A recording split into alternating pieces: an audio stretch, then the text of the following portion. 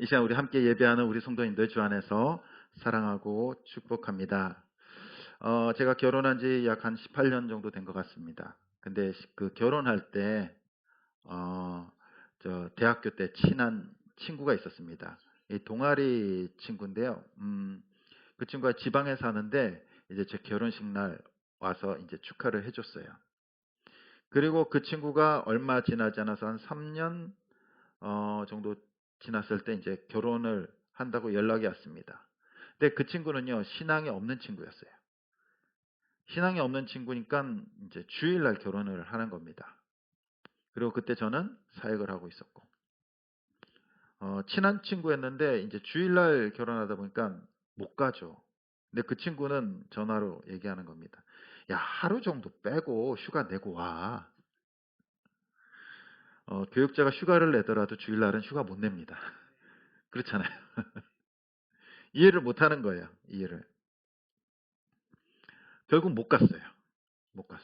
친한 친구였는데, 못 가고 나서, 미안하다고 전화도 못 하겠더라고요. 너무 미안해서. 그 친구는 지방에서 왔는데, 예, 지방에서 왔는데, 전 못 간 거예요. 그러니까, 미안한 마음에 전화도 못 하고 연락도 못 하겠더라고요. 그러다 보니까, 어떻게 됐을까요? 끊어져 버렸어요. 끊어져 버렸어요. 나중에 보니까 연락처도 이제 달라지고요. 지금도 그 친구 생각하면은, 그때 생각하면은 항상 미안한 마음이 있어요.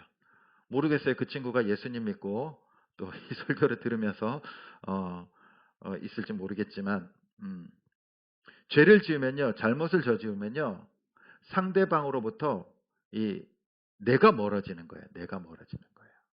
내가 멀어지는 거예요. 인간이 하나님 앞에 죄를 지으면요, 하나님께서 멀어지십니까? 인간이 멀어지는 건가요? 사람이 멀어지는 거예요. 사람. 하나님 앞에 나아가는 것이 두려워서, 무서워서 못 나가요. 어떠한 벌을 내리실까? 어떠한 징계를 내리실까? 인간관계도 마찬가지입니다. 싸우고 나면요, 빨리 이것을 화해해야 돼요. 빨리. 빨리 화해하면 할수록 좋아요. 근데 이것이 하루, 이틀, 3일, 그 다음에 뭐 한 달, 두 달 계속 깨진 상태로 있게 되면요, 그 관계가 회복되지 않고 그냥 남남이 돼버리는 겁니다. 하나님의 관계도 마찬가지고요. 오늘 말씀에 보면 죄를 지은 인류가 하나님으로부터 떠나게 됩니다. 아담과 하와가 죄를 짓고 나서 에덴 동산에서 쫓겨나게 돼요. 이 아담과 하와가 에덴 동산에서 쫓겨나면서 어떤 생각을 가졌을까요? 아, 이제 하나님과 우리의 관계는 끝났다. 에덴 동산에서 내보내셨으니까 뭐 하나님도 우리를 버리셨구나. 버리셨구나. 그런데 그 이후에 오늘 4장 1절에 보면은 이렇게 기록되어져 있습니다. 아담이 그의 아내 하와와 동침함에 하와가 임신하여 가인을 낳고 이르되 내가 여호와로 말미암아 등남하였다 하니라. 하나님과의 관계가 끊어진 줄 알았어요. 하나님이 인간을 버리신 줄 알았습니다. 그런데 누굴 낳습니까? 가인을 낳아요. 가인을 낳았다, 아들을 낳았다라는 의미는요, 하나님의 관계가 깨어지지 않았다는 의미예요. 하나님께서 인간에게 주신 축복이 뭡니까? 생육하고 번성하고 땅에 충만하는 복을 주셨어요. 축복을 주셨어요.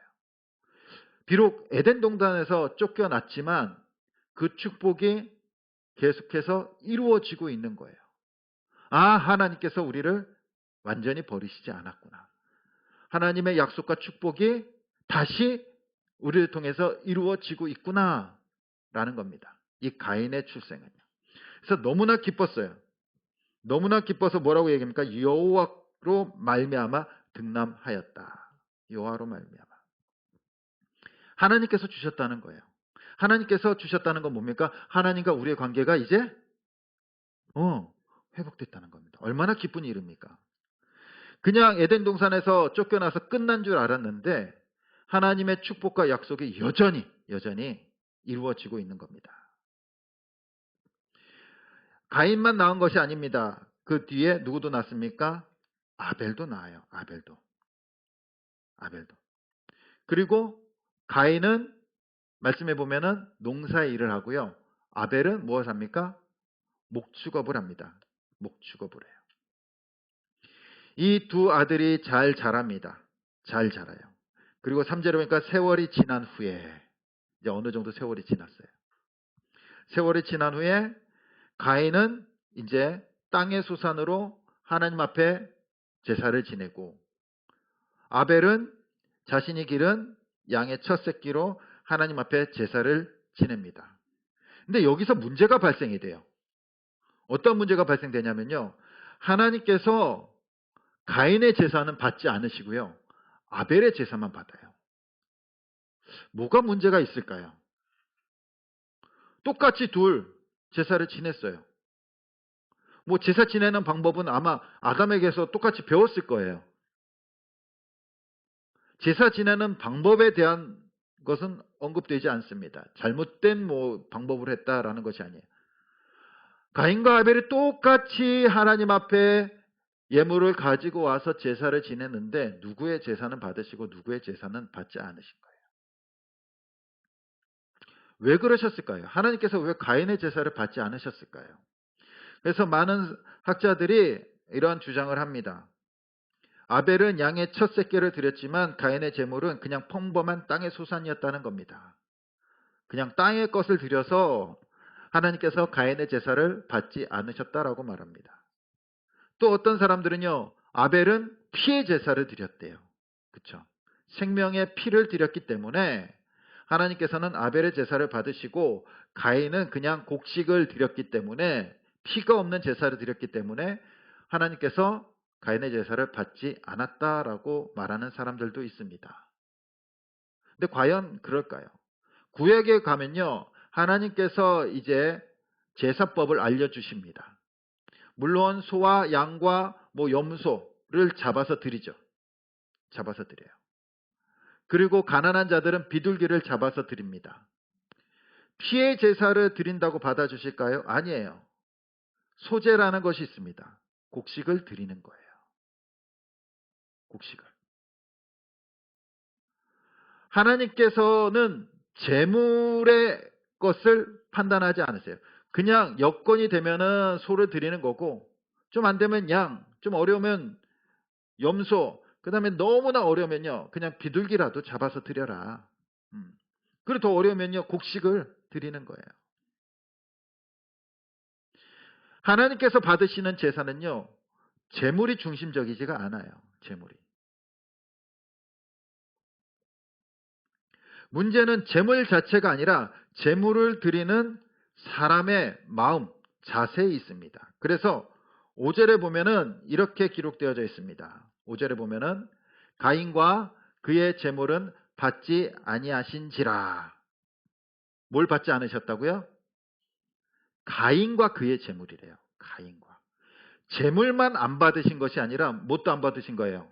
가인도 안 받은 거예요. 가인을 안 받았다라는 것은 가인을 죽여서 드리는 것이 아니라 가인의 마음이죠. 마음. 가인의 마음.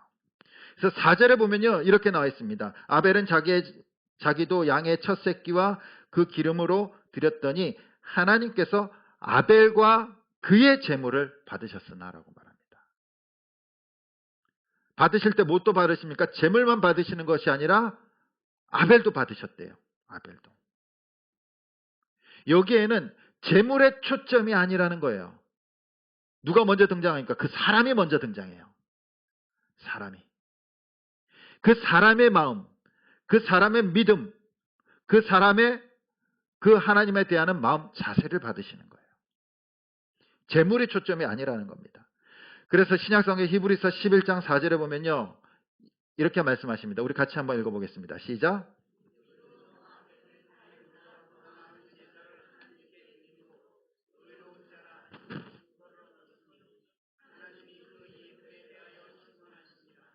그가 죽었으나 그 믿음으로 지금도 말하느니라. 아멘. 하나님께서 무엇을 받으셨다라고 말합니까? 믿음을 받으셨대요. 히브리서 11장 4절에는요. 재물에 대한 언급이 없어요. 사람에 대한 언급이에요. 사람에. 믿음을 받으셨대요. 믿음. 그렇다면은 이 가인과 아벨은 무슨 차이가 있나요? 무슨 차이가 있습니까? 믿음의 차이가 보여지십니까? 본문에서? 보여지시나요? 여기에 힌트가 있어요. 4절에 보면은요. 아벨은 자기도 양의 첫 새끼와 그의 그 기름을 드렸다라고 말합니다. 첫 새끼. 물론 여기서 소나 가축을 기르시는 분들은 없으시겠죠. 뭐 길러 보신 분들은 계실 겁니다. 첫 새끼는 어떠한 의미일까요? 내가 열심히 이제 목축업을 시작했어요. 그 중에 이제 첫 새끼를 딱 낳았어. 얼마나 기쁠까요? 얼마나 기쁠까요? 얼마나 이쁠까요? 이 첫 새끼라는 것은요, 큰 의미가 있습니다. 우리도 자녀를 키우지만 우리 어르신들은 뭡니까? 장남이죠. 장녀, 장남. 첫 번째 자녀에 대한 의미가 좀 남다릅니다. 남달라요. 물론 다 사랑하지만 그 의미는 남다르죠. 그죠? 아벨이 양을 키우다가 이 첫 새끼를 딱 낳았어요. 낳았어. 그리고 나서 이 양을 키워서 하나님 앞에 드립니다. 드려요. 이 기르는 동안 낳아서 바로 드리진 않죠. 키워서 드리는 거죠. 키워서. 그러면은 이 양을 하나님 앞에 드린다라고 마음 먹었을 때는 언제일까요? 낳았을 때죠. 낳았을 때. 이 새끼를 딱 보자마자 하나님 감사합니다. 이거 하나님 겁니다. 하나님 앞에 드릴 거예요.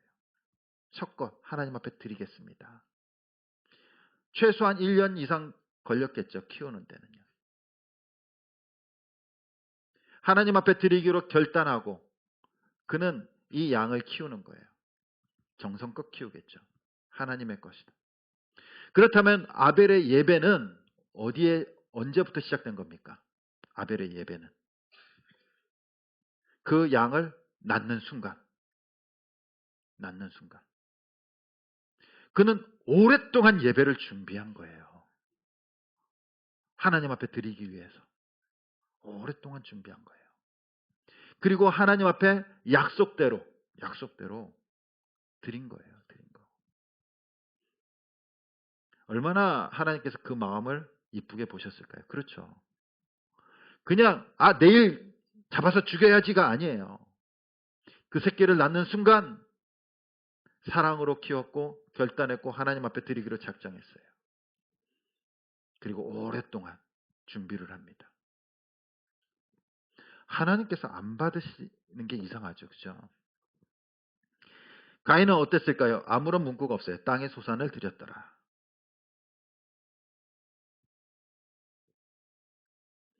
한마디로 거기서 차이가 나는 거예요. 아벨은 하나님 앞에 제사 지내고 예배 드리기 위해서 오랫동안 준비하고 마음을 다한 거예요. 그러나 가인은 어땠을까요? 곡식을 추수하면서 그냥 아무거나 드렸겠죠. 하나님께서는요, 재물이 아니라 그 마음을 받으신 거예요. 마음을 받으신 거. 세상의 우상들은요, 재물로 판단합니다. 재물로 판단해요. 옛날 이제 모세 시대 중동 지역에 이 암몬과 모압에는요, 우상 숭배가 있었습니다. 그모스 신, 또 몰렉이라고 하는데요. 물론 이제 제사를 지내는데 여기에는 특별한 제사가 있습니다. 인신 제사. 사람을 바치는 거예요. 불 가운데로 아이를 자녀를 보내요. 자기 자녀를 불 가운데로 지나가게 해서 죽입니다. 제사예요, 그게. 또 심지어는 이제 우상을 만들어 놓고요. 우상의 손을 이렇게 크게 만들어 놓아요. 이 신상을 만들어 놓고 거기에다가 자기의 자녀를 묶어서 올려놓습니다.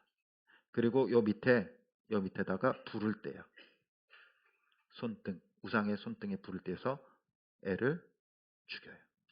그게 제사였어요. 제사였어요. 우상들은요, 무엇을 바치느냐에 따라서 이제 신이 축복해 주느냐, 저주하느냐를 판단합니다. 우상들은. 그러나 하나님은요, 제물로 판단하지 않으세요. 제물로.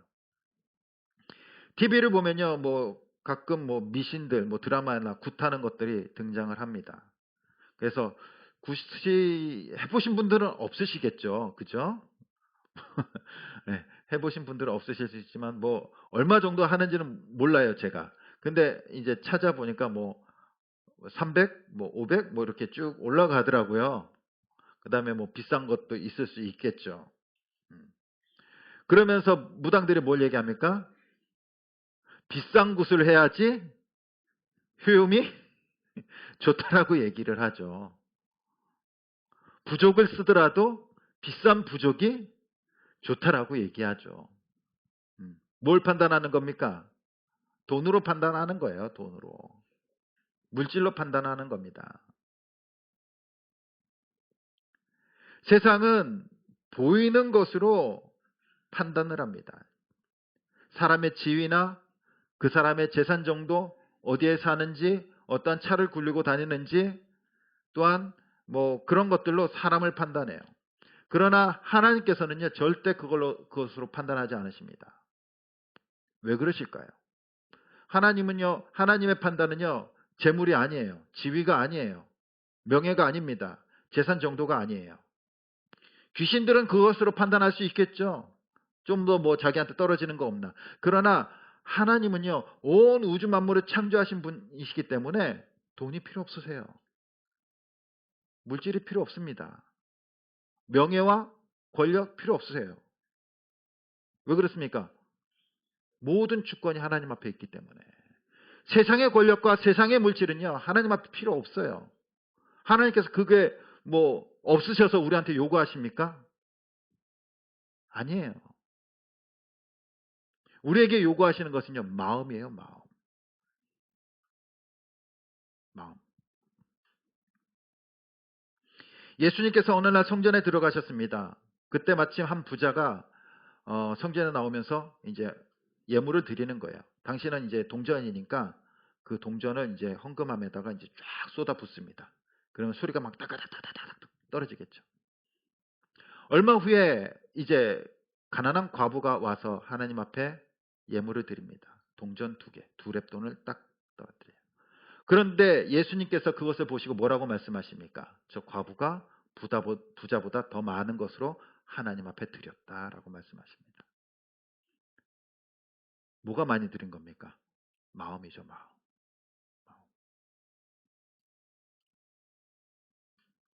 하나님께서 우리한테 헌금하시는 이유가 뭡니까? 예물을 드리는 이유가 뭐예요? 인간의 마음이 물질에 가 있기 때문이에요. 인간의 마음이 물질에 가 있기 때문에 네 마음을 보여보라는 거예요. 마음을 보이라는 겁니다. 아벨은 믿음으로 예배를 드렸고 가인은 그렇지 못했어요. 그래서 하나님께서는요, 가인의 예배를 받지 않으시는 겁니다. 가인의 경우 하나님께서 자신의 제물을 받지 않자 어떻게 합니까? 화가 나요. 화가 나. 제 제물은 받으시고 내 건 안 받으셨네? 하나님 그럴 수 있습니까? 화가 나는 겁니다. 분한 거예요. 분한 거.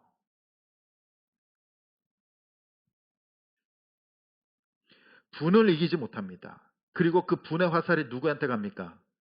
아벨에게 가요. 우리나라 말에 그런 말 있죠. 종려에서 밥 맞고 한강에서 분풀이 한다. 화풀이 한다. 하나님 앞에 난 화를 누구한테 분풀이 하는 겁니까? 아벨한테. 하나님께 거부당한 그러한 그 분풀이를 동생한테 하는 겁니다. 하나님께서는 그 가인의 마음을 아셨어요. 그래서 가인을 찾아오십니다. 그래서 6절에 보면 이렇게 말씀하십니다. 여호와께서 가인에게 이르시되 네가 분하여 함은 어찌 됨이며 안색이 변함은 어찌 됨이냐. 이 책망의 말씀일까요? 아니에요. 타이르는 거예요. 타이르는 거. 왜 네가 화를 내느냐? 응? 내가 네 제사 안 받았는데 어, 네가 왜 분하냐? 네가 왜 안색이 변하고 성질이 나 있느냐? 이 말은 뭡니까? 화내지 마라. 화내지 마라.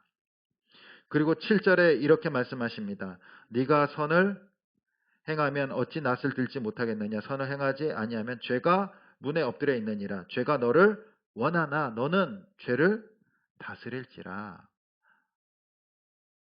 네가 분해서 막 이게 사고 치고 싶은 마음, 동생을 미워하는 마음, 죽이고 싶은 마음이 있지만 너는 그 죄를 다스려야 돼라고 말씀하시는 겁니다. 하나님께서 찾아와서 이 가인에게 돌이킬 수 있는 기회를 주세요. 그 분노가 누구에 대한 분노입니까? 아벨에 대한 분노가 아니에요. 하나님에 대한 분노예요. 하나님에 대한 화를 내고 있는 겁니다. 그리고 그것을 아벨 탓을 하는 거예요. 그럼에도 불구하고 하나님께서는 가인을 찾아가서 그러지 마라. 기회를 주시고 돌아올 수 있는 기회를 주시고 은혜를 베푸시는 거예요. 은혜를. 그러나 가인은요, 이 하나님의 은혜의 경고에도 불구하고요, 듣지 않아요.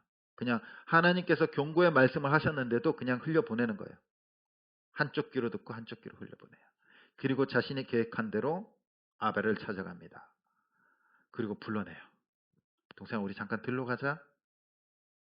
그리고 거기서 돌로 쳐 죽입니다. 들로 집이 아니라 들로 갔다라는 건 뭡니까? 계획적이죠. 계획살인이에요. 계획살인. 우발적인 것이 아니에요. 들이라는 곳이 어떻습니까? 아무도 없어요. 아벨을 죽이더라도 볼 사람이 없고요. 아벨이 소리 질러도 도와줄 사람이 없는 곳이에요. 동생을 아무도 도움받지 못하는 곳으로 데려가서 죽입니다. 인류 최초의 살인을 저질러요. 살인을. 가인은 결국 동생을 죽인 일로 인해서 하나님으로부터 저주를 받습니다. 성경에서 인간이 저주받는 것은 처음이에요. 처음. 하나님께서 아담과 하와가 선악과를 먹었을 때 저주하지 않으셨어요. 그러나 가인을 향해서 저주라는 말을 쓰십니다. 그리고 어떠한 벌을 내리십니까? 우리 12절 말씀 같이 한번 읽어보겠습니다. 시작.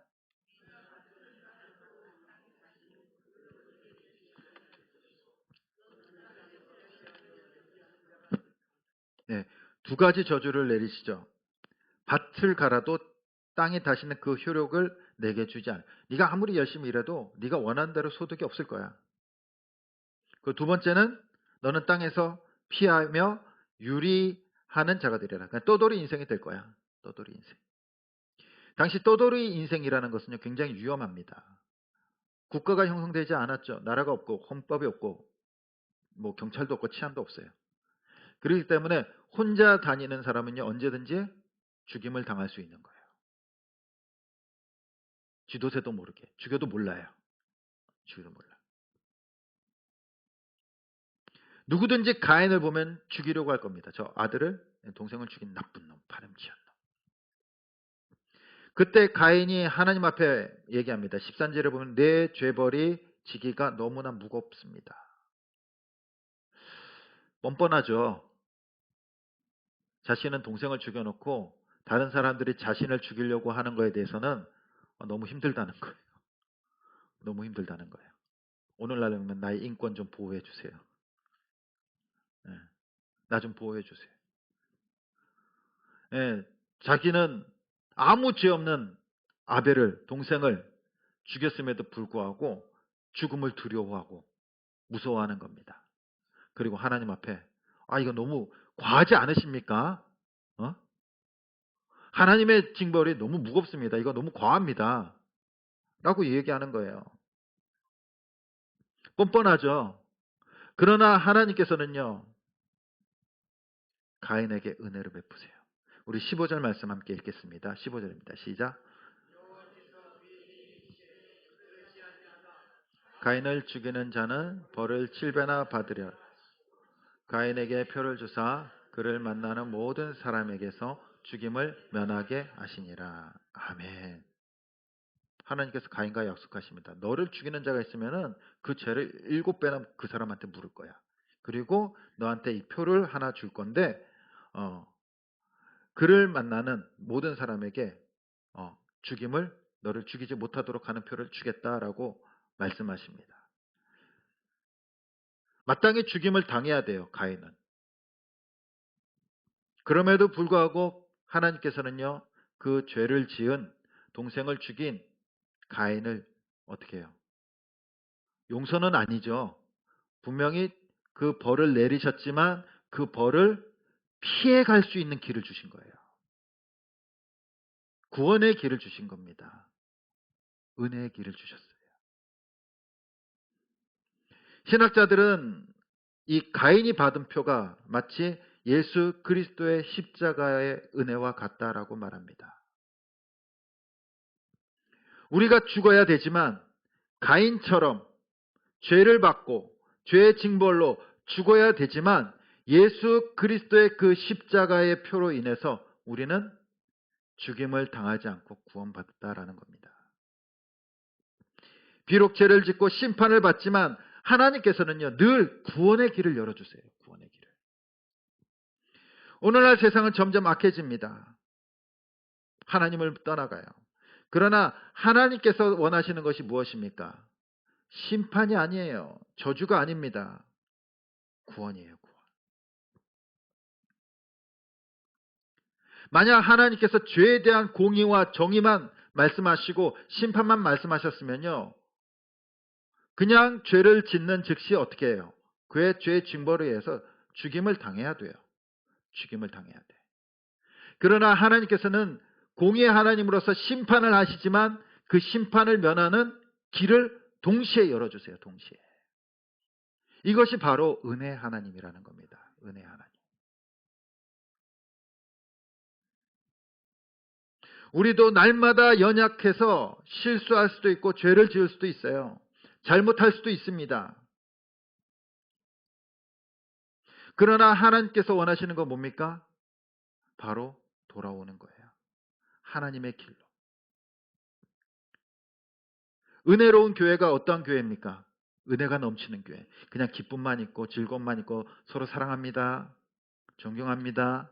안아주고. 물론 그것도 은혜가 넘치겠죠. 그러나 진짜 은혜는요. 어디에 임합니까?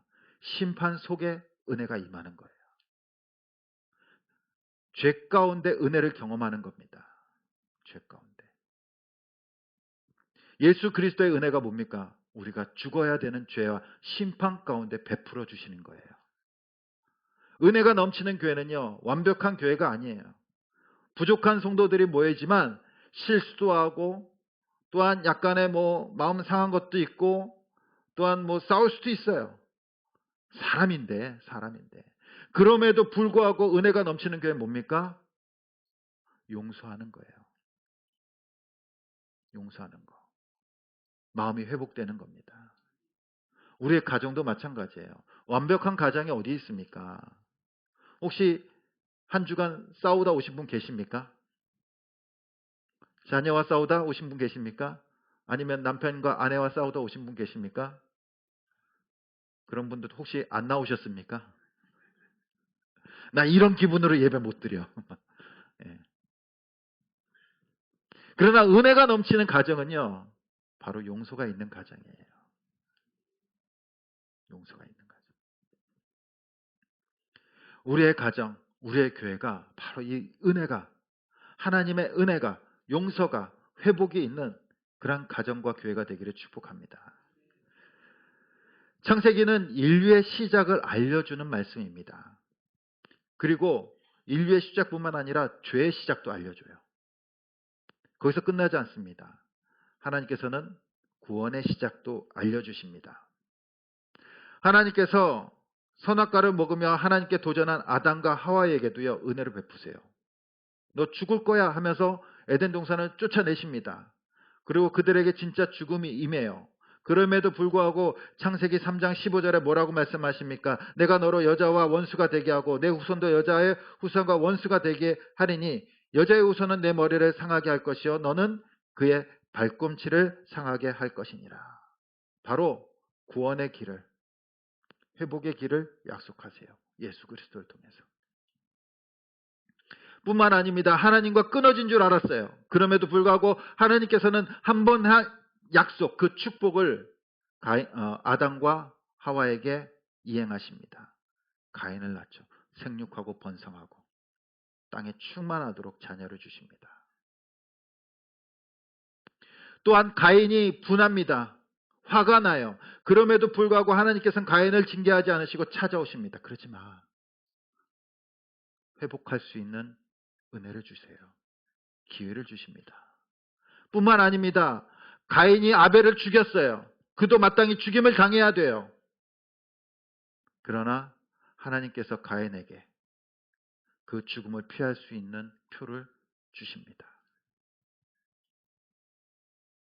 하나님은 분명히 심판의 하나님, 공의의 하나님, 정의의 하나님이십니다. 그러나 동시에 은혜의 하나님 되세요. 은혜의 하나님. 하나님께서 구원의 길을 여신다는 것은 그 죄의 심판을 면할 수 있는 길을 열어주신다는 것은 무엇을 의미합니까?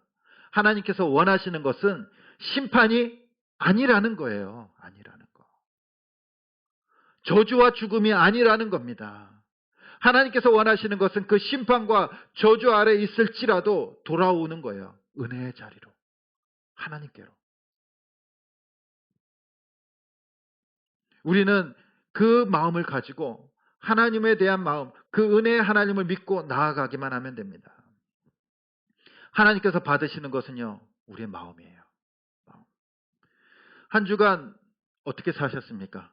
죄 가운데 사셨습니까? 은혜 가운데 사셨습니까?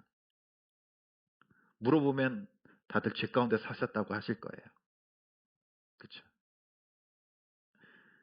혹시나 가인처럼 분노하셨습니까? 분노하셨나요?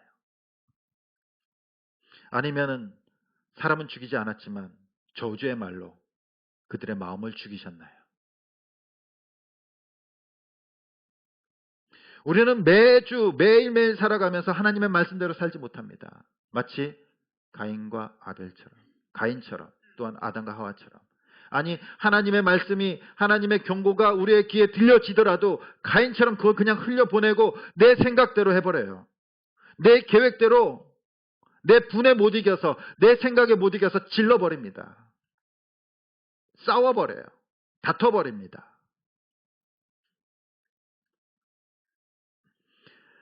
하나님의 말씀이 나의 주인이 되지 못해요. 그래서 한 주간 우리는 돌아오면서 늘 고백하잖아요. 주의 말씀대로 살지 못했습니다. 돌아보면 잘한 게 아무것도 없어요. 한 주간 동안 잘한 거 아무것도 없어도요. 딱 한 가지 우리 성도님들 잘한 거 있습니다. 뭘까요? 지금 이 자리에서 예배 드리는 거. 돌아온 거예요. 돌아온 거. 이게 누구의 마음입니까? 하나님의 마음을 알고 돌아온 거예요.